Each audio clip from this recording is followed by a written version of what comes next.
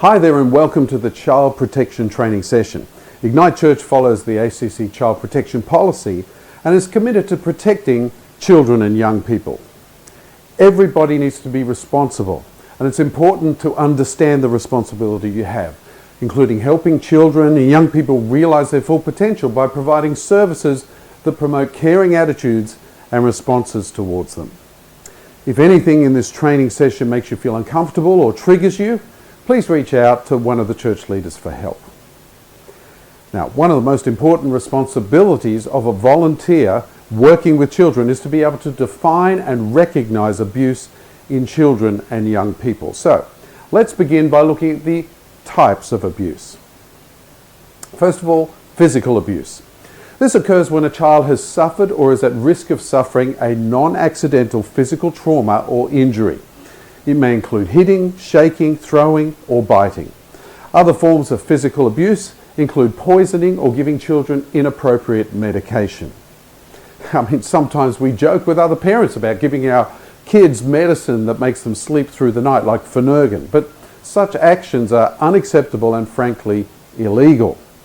Some other forms of physical abuse may not leave physical marks or injuries, like hair pulling, for example, but the act itself may cause trauma to the child. Next, sexual abuse. This occurs when an adult, stronger child, or an adolescent uses their power or authority to involve a child in sexual activity. It is the exploitation of a child for an older person's sexual gratification and may include kissing or holding the child in a sexual manner, making sexual jokes, exposing a sexual body part, taking a sexually explicit way, having a child pose or perform in a sexual manner, or providing pornographic material for a child. Now, we have to keep in mind that children rarely lie about sexual abuse. Young children are not able to talk about their sexual activity which is outside their experience, so age-inappropriate talk or behaviour should not be ignored. Next up, emotional abuse, which occurs when a child's social, emotional, or cognitive or intellectual development is impaired or threatened, and it may include rejection, bullying, yelling, criticism, insults, not giving positive encouragement, as well as exposure to family violence. And although emotional abuse leaves no physical scars or bruises, damage can affect a person for their life. The next area is neglect, which occurs when a child's basic necessities of life are not met and their health and development are affected. Basic needs include food, housing, health care, adequate clothing, hygiene, living conditions, and adequate supervision. When a child mentions that they have to look after their siblings while mum goes out, this could be a case of neglect. And we'll now look at some of the ways to identify cases of abuse through the following indicators. Some general indicators of child abuse or neglect include showing wariness or distrust of adults, low self-esteem, or aggressive behaviour. Children who feel unsafe will respond with a fight or flight response to try and address the situation, and they may actually withdraw or show aggression to others. More obvious indicators include signs of injury like bruises or burns, inadequate clothing. We know that children can be very stubborn about what they wear, but there's a difference between a child who's wearing something because they think it looks cool or good and a child who does not wear a jumper or shoes in freezing conditions. Children show their stress in a different way to adults. They may rock, they may suck or bite excessively, and they may have difficulty concentrating. Sometimes children reveal abuse in artwork when they draw something violent or aggressive. They may also be reluctant to go home and may show signs of anxiety and depression or even self-harm. Children are not usually sad by nature, so we should be aware of any changes in behaviour that they would not have the vocabulary to express their feelings. So, are you able to classify the following indicators of abuse? Sexual abuse, showing sexual knowledge beyond their years, trying to win favour of adults through age-inappropriate behaviour. Emotional abuse, difficulty relating to adults and peers, being withdrawn or overly obedient. Neglect, being left unsupervised for long periods, stealing food, inadequate or inappropriate or dirty clothing.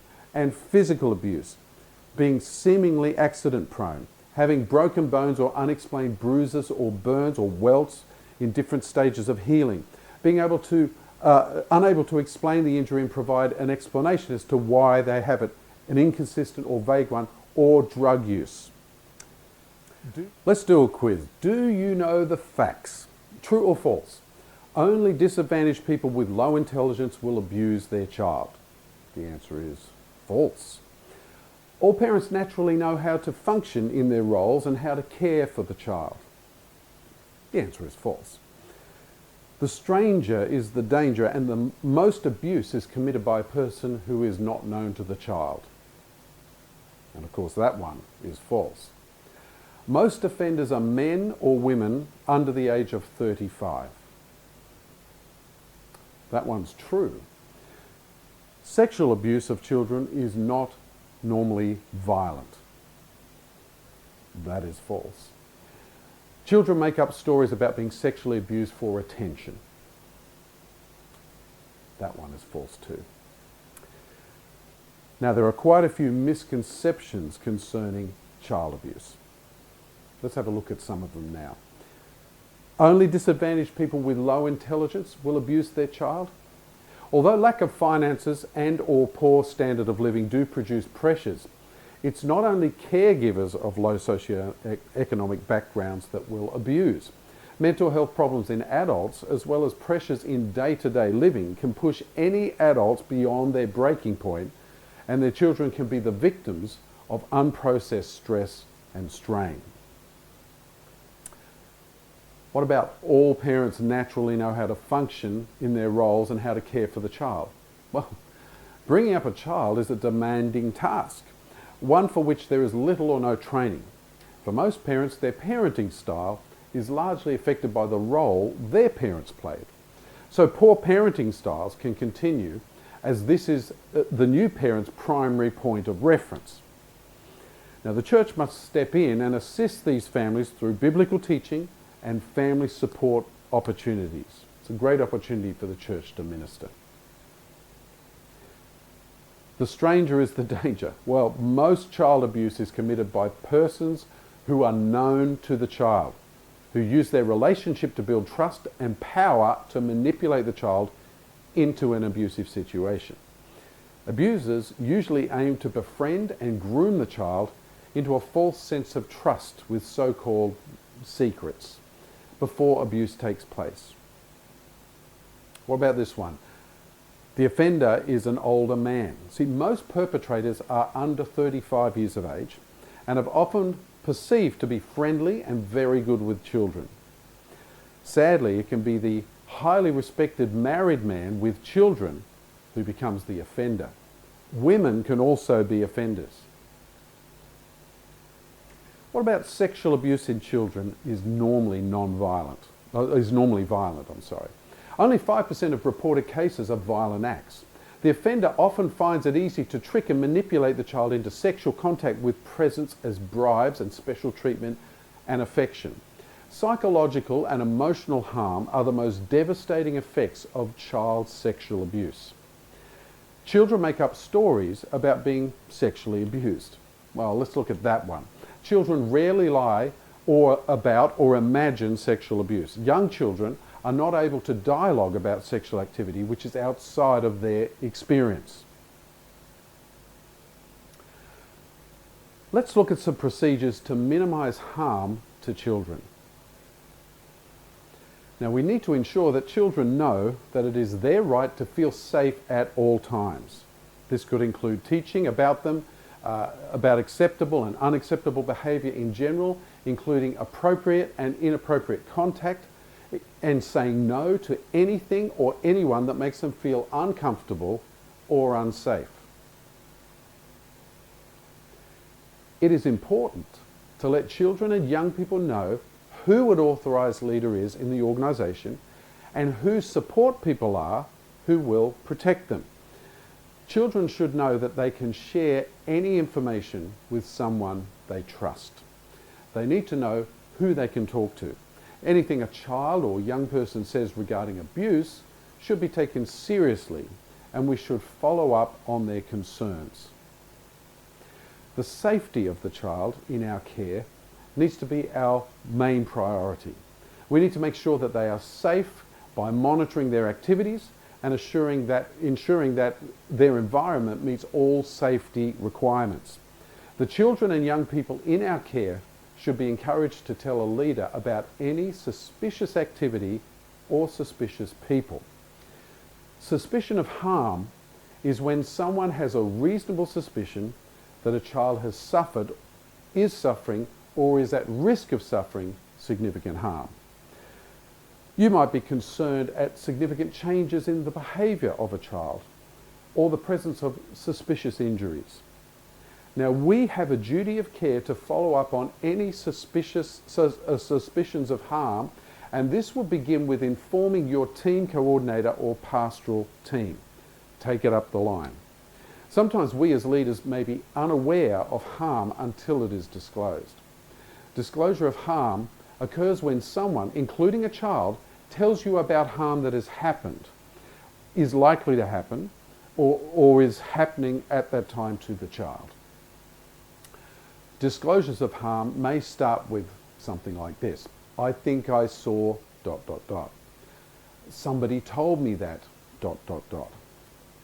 I just think you should know that... Complete the sentence. You might witness the harm, or a child may tell you that they've been harmed. Two ways it can go. But sometimes disclosures of harm may occur during group discussions, like a life group, for example, when asking for prayer points. Well, in such cases, we should be extremely sensitive and should ensure that the matter is not further discussed while other children are listening. It's important to act quickly and in the best interests of the child. So talk to your supervisor for advice. Next up, let's talk about guidelines for handling disclosure of harm. Here's some things you should do. First of all, listen. Do not add anything to what the child says. Remain calm and listen attentively, not judgmentally, and don't express shock or panic. The child does the talking, you do the listening. Second, have a witness. Ensure that there is another adult present when a child is talking to you, even just within earshot, so as to not intimidate the child. Thirdly, believe the person. It is not up to you to judge if the child or young person is telling the truth. You should take it at face value and move it up the line. Fourthly, document it. You will need to write this down exactly verbatim as soon as possible. Avoid personal embellishments or thoughts like, I think they fell, etc. Fifthly, reassure the child that they've done the right thing in speaking to you. It takes tremendous courage for a child to disclose harm committed by another adult. They need to know that they were not speaking, what they were speaking about is not wrong. It's the right thing to do. And sixthly, inform your supervisor. It's important to tell the child that you will need to tell people who will help, but do not make any promises. Keep the child informed about the fact that other people may need to get involved in order to help. And of course, number 7, ensure that the child is not in immediate danger. Number 8, keep it brief. This is not the only time the child will have to tell their story, and you may actually hinder an investigation if you try and get more details out of the child. So they're the do's. What about the don'ts? Don't. Number 1, don't start an investigation into the information. You are not trained and may hinder a professional process by getting too involved in the details. Secondly, don't have a long conversation. The child needs to do most of the talking, and when he or she has said what they want to say, that should be the end of the conversation. 3, ask leading questions. Use open-ended questions like how, where, when, why, not did. You do not want to ask the question that the child can answer yes or no, because that will be leading the child. All the information must come from the child. Fourthly, do not alert the alleged abuser. That's important. Fifthly, do not promise the child that the abuse will stop. It's not in your control. 6, do not tell anyone who does not need to know, and do not gossip about it. This is on a need-to-know basis. Contacting child services.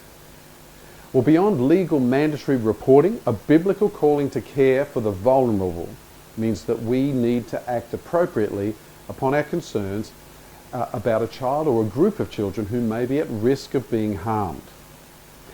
Always report disclosures or suspicion of harm immediately to your coordinator or your senior pastor. You cannot stay quiet if you witness or suspect child abuse. We cannot witness a colleague handling a child roughly and say nothing until the parents witness it. We also need to be aware of the words we use. For example, the word secret. As this is a word that's used by many perpetrators, children should rather use words like surprise rather than secret, for example. Now, if we have formed a reasonable suspicion that a child has suffered and is suffering or is at risk of significant harm, then, and that there is not a parent willing or able to protect the child from harm, we are then to contact child safety. It is each person's individual duty of care, however, to ensure that the process and response to the situation has been handled satisfactorily. If you are not happy with the response, leaders are required to report their concerns to another member of the church leadership team. For example, if one of the volunteers saw something that troubled them, but the supervisor said, "Oh, that's fine, I'm sure that it doesn't mean anything," and the volunteer is not happy with the response of the supervisor, then they need to keep going until they are satisfied with the handling of the issue. So the volunteer has the ability to go up the line, if you like. The Queensland Government has an online protection guide to assist people in making the decision about where and to whom to report.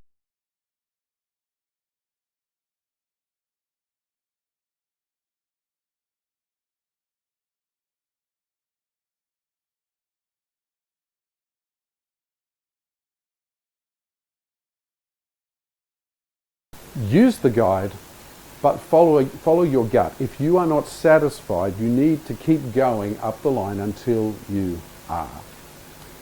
There's a couple of great videos that we also have for you to watch as well. Mason Parker's life was as short as it was tragic. At just 16 months old, he was beaten to death in his own home by his mother's boyfriend, a despicable man called Troy Reid. It was a cruel and cowardly crime, made even worse because warning signs the toddler was being abused were ignored. Days before his death, staff at Mason's daycare centre noticed suspicious bruising on his body. They discussed it with his mother, Cindy Sandeman, but inexplicably, neither took any further action to protect the little boy. In April 2011, little Mason arrived at childcare with severe bruising to his lower torso after being left with Troy Reid while Cindy was at work.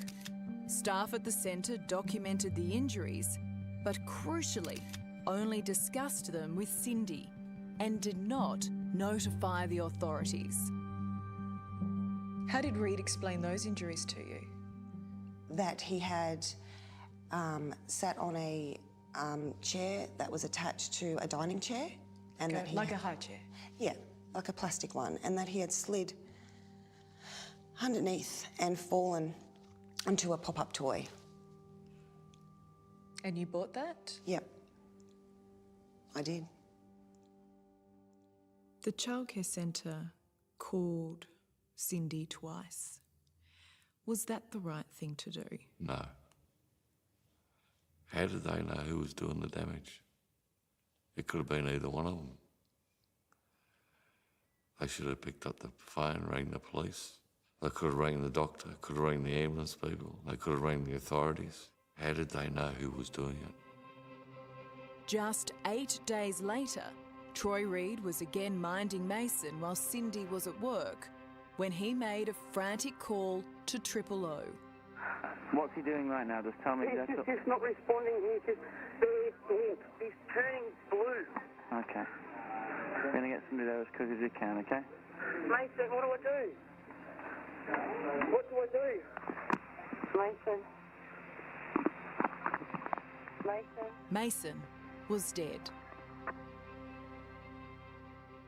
How quickly did you surmise that this was no accident? From looking at him initially, it was deemed to be suspicious.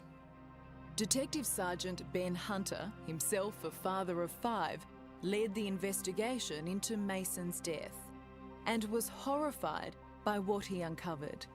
So this one's taken an accident and emergency. That's how it presented. Photos of the toddler's injuries are so disturbing, we can't show them on television. That's really awful. Poor little body. Troy Reid is 5 years into a 15-year sentence for murder, 5 years that Mason's grandparents have fought for Mason's law. As for John and Sue, the battle continues. They're now pushing to extend Mason's law to Western Australia and Victoria. There you go, mate. The only two remaining states not to enforce mandatory reporting at childcare centres. So what's the goal? Keep going. We'll never stop. Never stop. There'll always be something that we can change to help little kids with their future. You've already saved lives. Yeah. No. Mason has saved lives. Yeah.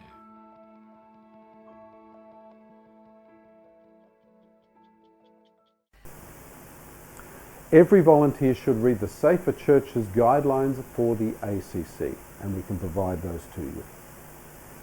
So, talk about the supervision of children. Adequate supervision of children or young people means that there are always a minimum of 2 adults, that is leaders over 18, for each group. All conversations and interactions are to occur in full view of another adult leader.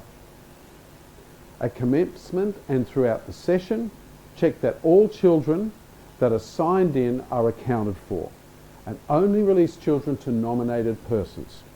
Older siblings need to be nominated too, and you can question that if you're not sure.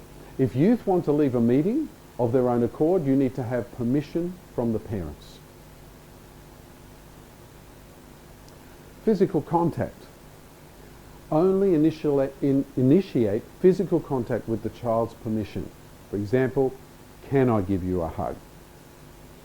Adults should not tickle, kiss or massage children, and should only touch safe zones, which is between the shoulder to the elbow and the top of the child's back.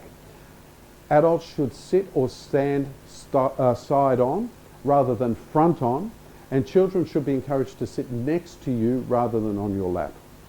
Don't carry children over 3 years of age at all. Don't use physical responses to manage a child's behaviour unless in an emergency where there is a risk of harm to themselves or to others. Other safety areas. Leaders have a responsibility and authority to challenge the presence of any adult who is not authorised to be in the group. So even if you know the person, they should have a reason for being there when children are involved. Next up, do not correspond with any children online unless it is a group setting authorised by the team coordinator. Next up, make sure additional efforts to ensure children with special needs are included and understood, and speak to their parents if you're unsure about anything. Let's talk about language and behaviour boundaries. Leaders are to use positive, honest and encouraging language in a pleasant tone with children and young people and their parents or carers. They are not to swear, insult, yell, criticise, name call, use racist or sexually suggestive comments or jokes, including references to the physique of another person. Leaders are not to engage in any activities that belittle, embarrass, intimidate or victimise a child or a young person or their parents or carers. All children and young people and their families should be treated with love and with respect. Leaders are not to communicate online with a child or young person whom they have met at an Ignite Church activity unless it is in a group setting authorised by the team's coordinator and per Ignite's policies for online communication. Leaders are not to engage in, promote or allow illegal behaviour with a child or young person at Ignite Church, and this includes and is not limited to allowing smoking, alcohol consumption, the use of drugs, sharing or showing sexual images. Next up, the relationships with children. Leaders are not to develop any sexual relationships with children or young people they have met through Ignite Church activities. If a child or a young person develops what seems to be an infatuation with the leader, that leader is to inform their coordinator as soon as possible. So it's all out in the open. Other child safety areas. If first aid is required, leaders are to contact a qualified first aid person who will provide first aid and ensure that an incident form is completed. Leaders should also be aware of battery-operated toys, shoes, remote controls, etc., button batteries that can cause death in children if ingested. Let's talk about prevention before response. Taking steps to prevent issues is the most effective method in protecting children. So be proactive, not reactive. It's the fence at the top of the cliff, not the ambulance at the bottom. And now it is important that children know that they can approach whenever they feel unsafe or at risk of harm. We can encourage children to speak up when they feel something unsafe is happening to them or to others. And this includes empowering children to say no. People, including children, must have permission and capacity, which includes language, to say no in order to protect themselves and to speak out if they feel uncomfortable or unsafe. Teaching children protective behaviours and giving them the ability to make healthy decisions about interactions with others will help abuse-proof people.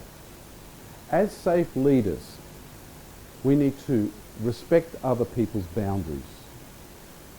We need to have other people's best interests at heart.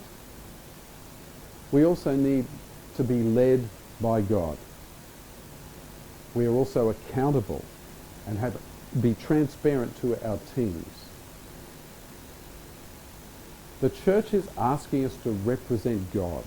The church is saying, we trust this person to represent the good name of Jesus and not to make the good news of Jesus into bad news by harming others. Hey, thanks for joining us in this child protection training, because it's really important as we go forward that we have safety for all of our members, from the oldest to the very youngest. So we hope that you've enjoyed it. What I'd like you to do is to send us an email and we'll send you a certificate of completion so that we know who's been trained and who hasn't been trained. So hopefully you can apply these skills. We don't want to find any child protection issues, but if you do, you have the right protocol in place. What's important is that we are representing Jesus to all of the people in and outside of our church. And we want to make sure that they see Christ in us and they don't see any form of abuse. So all the best. I hope as you lead your life groups or as you lead the other aspects of church that you're involved in, that this has been helpful. And we look forward to a long and prosperous career as we work together to bring the gospel to our community. God bless. We'll see you this week.